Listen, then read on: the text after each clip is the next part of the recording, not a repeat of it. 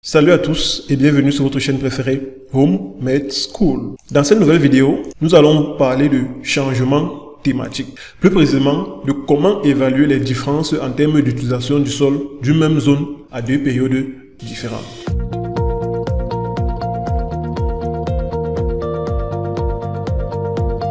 Alors, nous allons pour cela évaluer une partie de la côte de la Louisiane. Ceci avant et après l'ouragan de Katrina. Nous aurons besoin de deux images classifiées. L'une avant, ici pré-Katrina, et l'autre après l'ouragan. Donc je les ouvre. Et pour ceux et celles qui ne savent pas, ou bien qui ne se souviennent pas de comment faire une classification d'images, je vous invite à consulter les précédentes vidéos sur la chaîne. Alright. Je vais essayer d'activer ça sur deux vues pour facilement voir.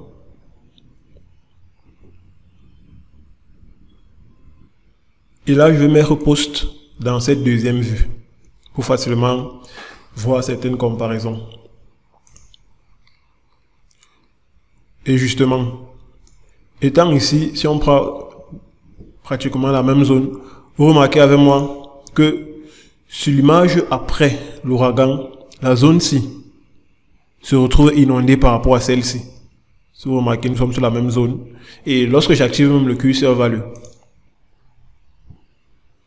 vous voyez avec moi que sur l'image avant l'ouragan, donc pré-Katrina, le pixel-ci était dans la classe Exploring Emerging Wetland, c'est-à-dire les marais. Et dans le post-Katrina, c'est-à-dire dans cette image, il se trouve plutôt dans la classe O, donc on voit bien l'évolution, bien encore le changement selon la classification. La détection des changements va nous permettre justement d'évaluer ces changements et de voir même les quantifier. Donc je ferme ceci et nous allons continuer avec notre traitement. Alors, dans notre boîte à outils, notre toolbox, nous allons chercher Change Detection, que voici, et nous allons prendre Thematic Change Workflow. OK. Time One Classification Image File, c'est-à-dire l'image à la première date. Ici, c'est notre pré-Katrina. On sélectionne OK. Time to post-Katrina. On sélectionne OK. Ici, on ne va pas mettre de masque ni de subset. Donc, on continue juste.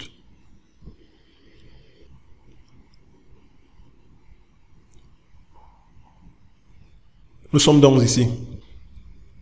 Online include area that have changed. Si je sélectionne cette case, ici l'image résultante que j'aurai va me présenter toutes les classes, même celles qui n'auront pas de changement. Donc si l'eau est restée inchangée avant et après l'image, on va juste mettre l'eau dans les deux classes. Pourtant moi j'aimerais juste avoir une image où on va juste me montrer les changements, donc je laisse coucher. Puis je continue. OK, nous sommes sur cette fenêtre. En arrière-plan, vous pouvez déjà avoir une image de nos différents changements. Ici, il sera question pour nous de peaufiner notre travail, soit en le lissant ou en faisant des agrégations. Donc, nous allons laisser 3 et 9 dans les agrégations.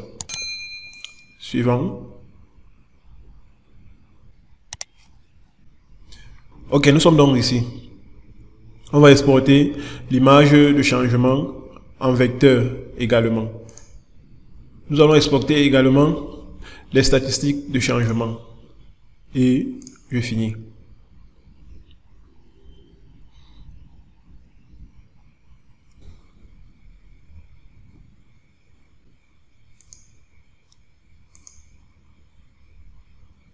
Voici donc notre image de changement. Comme nous l'avons dit tantôt, nous avons deux fichiers, le SHP et l'image en elle-même. Et vous pouvez dérouler ici pour voir les différentes classes de notre image de changement, allant de telle classe à telle autre classe. Et nous pouvons également consulter le fichier texte en sortie de notre traitement, qui présente justement les différents changements de la première classe, donc de notre première image à la deuxième, les surfaces et les pourcentages. On note premièrement que une grande Surface n'a pas changé. Mais ceci est dû au fait que notre image est assez vaste et assez grande.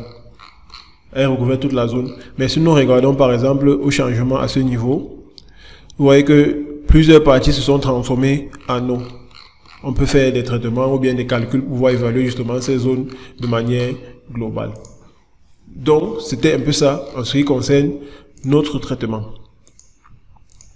J'espère que cela vous a été grandement utile et d'ici là, portez-vous bien. À plus dans nos prochaines vidéos.